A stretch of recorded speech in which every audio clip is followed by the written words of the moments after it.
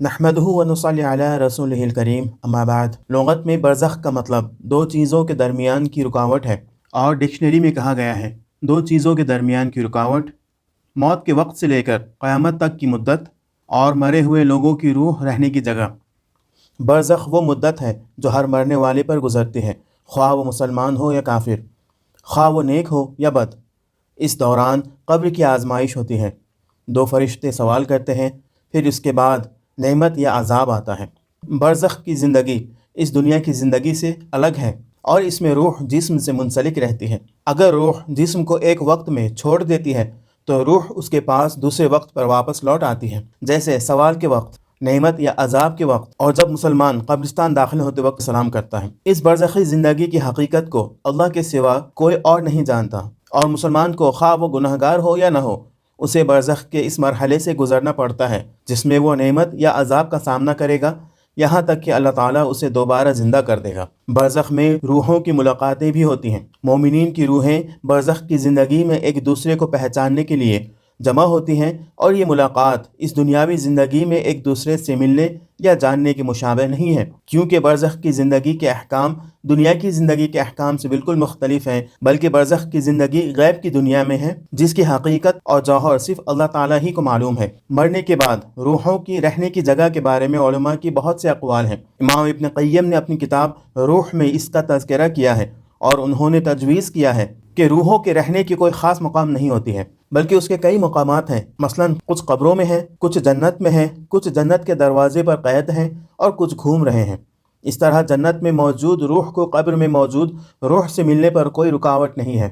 इसकी वजह यह है कि रूहें खुसूसियात रखती हैं और उनके अहकामात इंसानी मेयारात से मुख्तलिफ होते हैं। इसकी दलील यह है कि मरने वालों की रूहें जिंदा रहने वालों की रूहों से मिलती हैं, इसके बावजूद कि मरने वालों की रूहें आखिरत में हैं और जिंदा रहने वालों की रूह दुनियावी ज़िंदगी में है, ताहम इससे उनकी रूहों को मिलने से नहीं रोका गया। जैसा कि अल्लाह ताला ने फरमाया, अल्लाह जानों को उनकी मौत के वक्त कब्ज़ करता है और उनको भी जो नहीं मरे उनकी नींद में फिर जिस पर अल्लाह ताला ने मौत का फैसला किया उसे रोक लेता है और दूसरी को एक मुकर्ररा वक्त तक भेज देता है।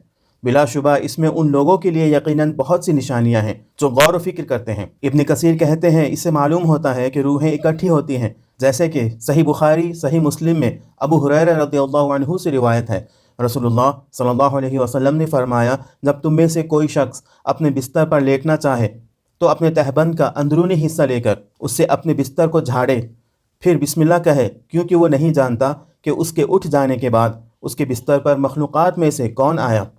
फिर जब लेटना चाहे तो अपनी दाएं करवट लेटे और कहे, मेरे परवरदिगार तू पाक है, मैंने तेरे हुक्म से अपना पहलू बिस्तर पर रखा और तेरे ही हुक्म से उसे उठाऊंगा। अगर तूने मेरी रूह को अपने पास रोक लिया तो उसकी मग़फ़िरत कर देना, और अगर तूने उसे वापस भेज दिया तो उसकी इसी तरह हिफाजत फरमाना जिस तरह तू अपने नेक बंदों की हिफाजत फरमाता है। कुछ सलफ़ सालिहीन ने कहा, मरने वालों की रूहें कब्ज़ की जाती हैं अगर वो मर जाएं, और जो ज़िंदा रहते हैं उनकी रूहें जब वो सो जाते हैं उस वक्त कब्ज़ की जाती हैं, तब वो जान लेती हैं जो अल्लाह चाहता है कि वो जाने। यहाँ एक बात की वजाहत कर देना मैं ज़रूरी समझता हूँ। बाज़ लोगों का ये मानना है कि इस दुनिया से गुजर जाने के बाद जो नेक रूहें होती हैं वो इल्लियीन में रहते हैं और जो बद रूहें होती हैं उन्हें सिज्जीन में भेज दिया जाता है, यानी कि वो रूहें इस दुनिया में नहीं रहती, वो अल्लाह के पास होती हैं। मगर इस बात की वजाहत के लिए मैं एक हदीस पढ़ना चाहता हूँ जिसे सुनने के बाद आप खुद इस बात का फैसला कर सकते हैं कि रूहें कहाँ होती हैं। हज़रत बरा रज़ियल्लाहु अन्हु से मरवी है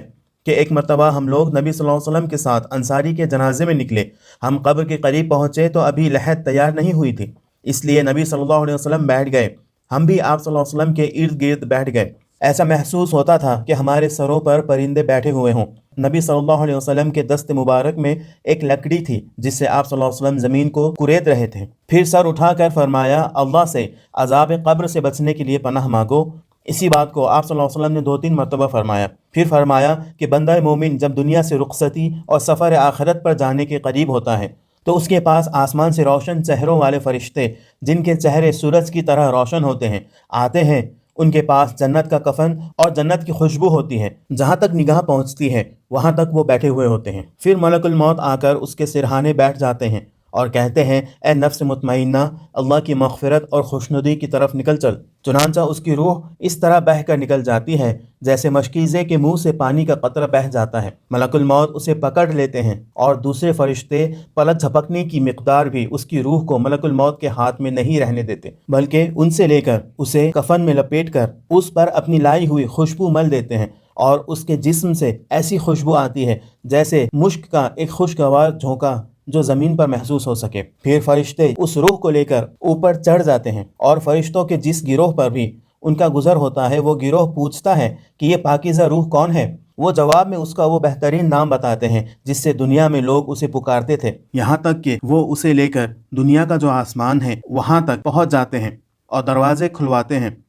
جب دروازہ کھلتا ہے تو ہر آسمان کے فرشتے اس کے ساتھ ہو لیتے ہیں اور اگلے آسمان تک اسے چھوڑ کر آتے ہیں، اور اس طرح وہ 7ویں آسمان تک پہنچ جاتے ہیں، اور اللہ تعالیٰ فرماتا ہے کہ میرے بندے کا نامہ اعمال علیین میں لکھ دو اور اسے واپس زمین کی طرف لے جاؤ، کیونکہ میں نے اپنے بندوں کو زمین کی مٹی ہی سے پیدا کیا ہے، اسی میں انہیں لوٹاؤں گا اور اسی سے دوبارہ نکالوں گا۔ چنانچہ اس کی روح جسم میں واپس لوٹا دی جاتی ہے۔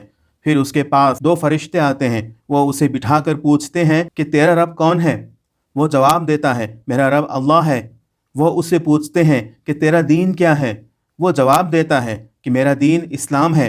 وہ پوچھتے ہیں کہ یہ کون شخص ہے جو تمہاری طرف بھیجا گیا تھا؟ وہ جواب دیتا ہے کہ وہ اللہ کے پیغمبر صلی اللہ علیہ وسلم ہیں۔ وہ اس سے پوچھتے ہیں کہ تیرا علم کیا ہے؟ وہ جواب دیتا ہے کہ میں نے اللہ کی کتاب پڑھی، اس پر ایمان لایا اور اس کی تصدیق کی۔ اس پر آسمان سے ایک منادی پکارتا ہے کہ میرے بندے نے سچ کہا، اس کے لیے جنت کا بستر بچھا دو، اسے جنت کا لباس پہنا دو اور اس کے لیے جنت کا ایک دروازہ کھول دو۔ چنانچہ اسے جنت کی ہوائیں اور خوشبوئیں آتی رہتی ہیں، اور جہاں تک نگاہ جاتی ہے اس کی قبر کو کشادہ کر دی جاتی ہے، اور اس کے پاس ایک خوبصورت چہرے، خوبصورت لباس اور انتہائی عمدہ خوشبو والا ایک آدمی آتا ہے، اور اس سے کہتا ہے کہ تمہیں خوشخبری مبارک ہو، یہ وہی دن ہے جس کا تم سے وعدہ کیا جاتا تھا۔ وہ اس سے پوچھتا ہے کہ تم کون ہو کہ تمہارا چہرہ ہی خیر کا پتہ دیتا ہے؟ وہ جواب دیتا ہے کہ میں تمہارا نیک عمل ہوں۔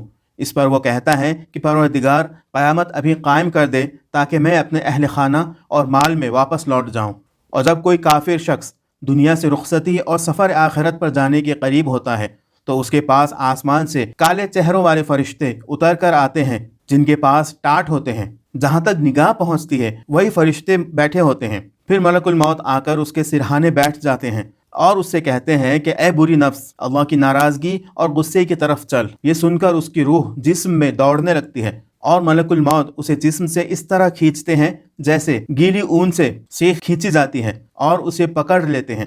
فرشتے ایک پلک جھپکنے کی مقدار بھی اسے ان کے ہاتھ میں نہیں چھوڑتے اور اس ٹاٹ میں لپیٹ لیتے ہیں، اور اس سے مردار کی بدبو جیسا ایک ناخوشگوار اور بدبودار جھونکا آتا ہے۔ پھر وہ اسے لے کر اوپر چڑھتے ہیں۔ فرشتوں کے جس گروہ کے پاس سے ان کا گزر ہوتا ہے وہی گروہ کہتا ہے کہ یہ کیسی خبیث روح ہے۔ وہ اس کا دنیا میں لیا جانے والا بدترین نام بتاتے ہیں، یہاں تک کہ اسے لے کر آسمانی دنیا میں پہنچ جاتے ہیں۔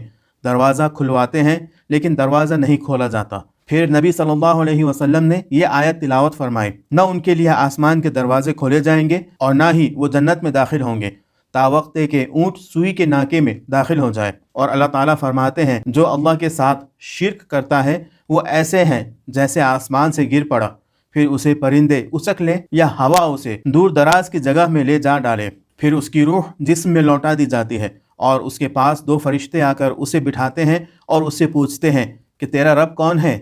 وہ جواب دیتا ہے ہائے افسوس، مجھے کچھ پتہ نہیں۔ وہ اس سے پوچھتے ہیں کہ تیرا دین کیا ہے؟ وہ پھر وہی جواب دیتا ہے۔ وہ پوچھتے ہیں کہ وہ کون شخص تھا جو تمہاری طرف بھیجا گیا تھا؟ وہ پھر وہی جواب دیتا ہے، اور آسمان سے ایک منادی پکارتا ہے کہ یہ جھوٹ بولتا ہے، اس کے لیے آگ کا بستر بچھا دو اور جہنم کا ایک دروازہ اس کے لیے کھول دو، اور جہنم کا ایک دروازہ اس کے لیے کھول دو۔ چنانچہ وہاں کی گرمی اور لو اسے پہنچنے لگتی ہے اور اس پر قبر تنگ ہو جاتی ہے، یہاں تک کہ اس کی پسلیاں ایک دوسرے میں گھس جاتی ہیں۔ پھر اس کے پاس ایک بدصورت آدمی گندے کپڑے پہن کر آتا ہے جس سے بدبو آ رہی ہوتی ہے، اور اس سے کہتا ہے کہ تمہیں خوشخبری مبارک ہو، یہ وہی دن ہے جس کا تجھ سے وعدہ لیا جاتا تھا۔ وہ پوچھتا ہے کہ تم کون ہو کہ تیرے چہرے ہی سے برائی کی خبر معلوم ہوتی ہے؟ وہ جواب دیتا ہے کہ میں تیرا گندا عمل ہوں۔ وہ کہتا ہے کہ اے میرے رب، قیامت قائم نہ کرنا۔ آئیے اب قبر کا عذاب اور قبر کی جو نعمتیں ہیں اس کے بارے میں جانتے ہیں۔